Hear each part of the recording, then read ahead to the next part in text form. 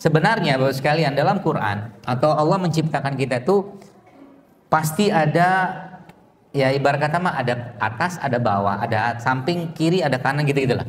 Ada orang yang diciptakan berlebih, ya. Ada orang diciptakan kurang.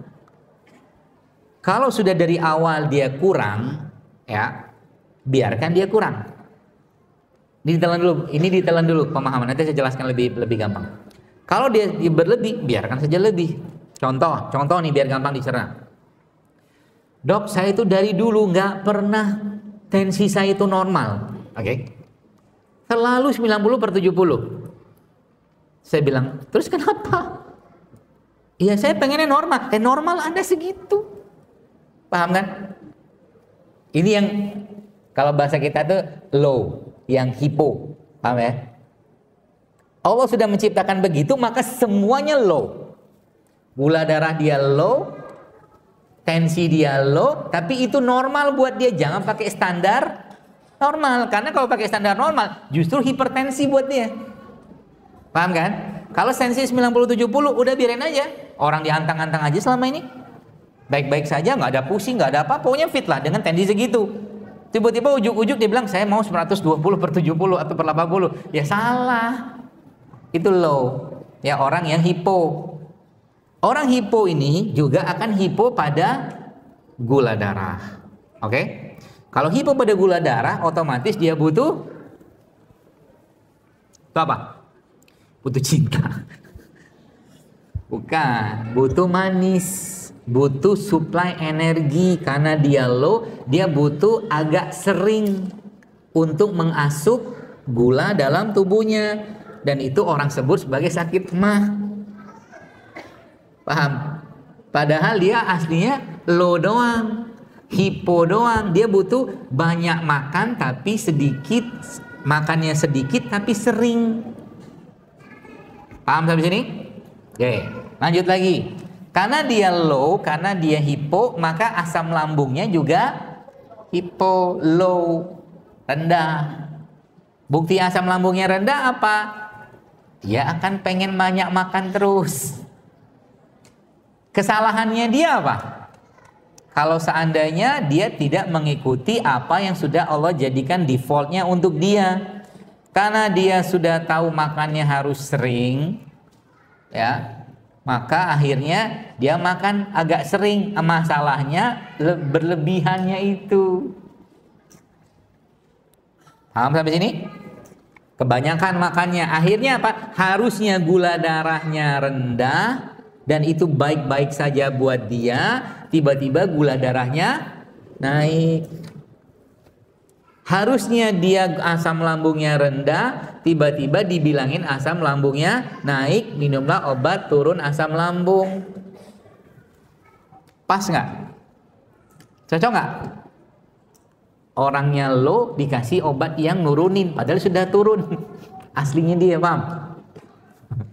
Jadi ngobatin orang yang kayak begitu gimana? Balikin saja ke settingan awalnya.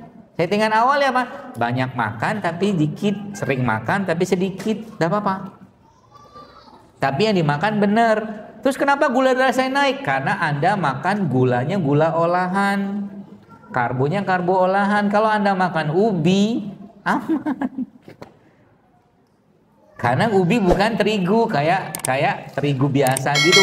Udah ini makannya roti, terus-terusan roti, terigu lagi di situ, ada apa namanya gula pasirnya lagi, naiklah gula darahnya.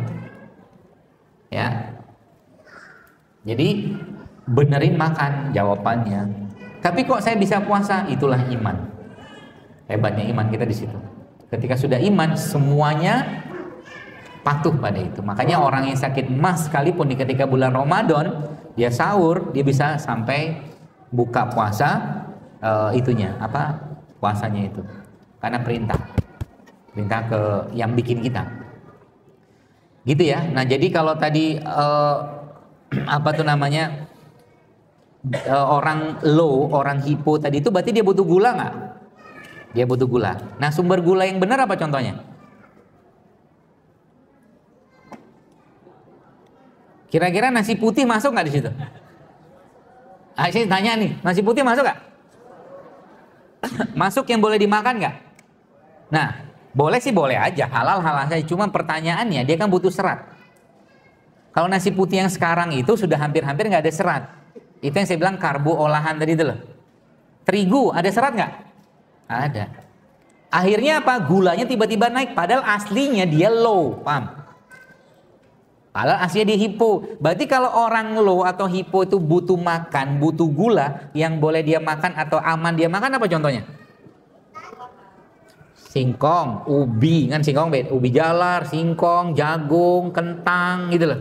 Nasi boleh tapi cari nasi yang ada seratnya. Kalau nggak ketemu nasi yang ada seratnya gampang. Anda campurkan biji-bijian di situ. Atau Anda campurkan rempah-rempah di dalam nasinya kayak nasi liwet itu loh.